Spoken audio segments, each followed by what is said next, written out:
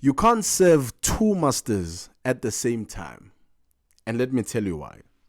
Dumelang, Sanbonani, greetings. My name is Gosnathi Mokoena, the self-proclaimed tea connoisseur. Now, at any point, at any moment in your life, you're always faced with a dilemma.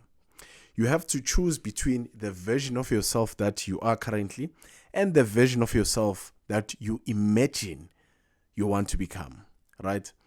And it's important that you understand that you can't serve two masters at the same time. Meaning, you can't be a slave to your current self while also serving the higher self. You know, all of us, we want what we call financial freedom. We see ourselves as millionaires, billionaires, trillionaires even. But we are still keeping the habits of our centennial self.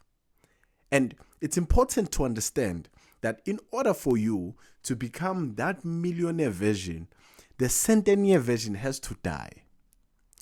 You can't have fruits if the seed didn't die. Now, some of us, this is where we are. We have potential. Potential. That potential is like that seed that needs to first break so that the real tree can grow. And now also, when the tree is growing, the tree doesn't grow and give fruit immediately. You need to allow that phase between the breaking of the seed to the tree growing to the leaves now sprouting, and then now you can start having your fruits thereafter. And all of this is a process, right? But if the seed was so loyal and so committed to remaining as a seed, there's no way that at the end of the day, that seed can give us fruits.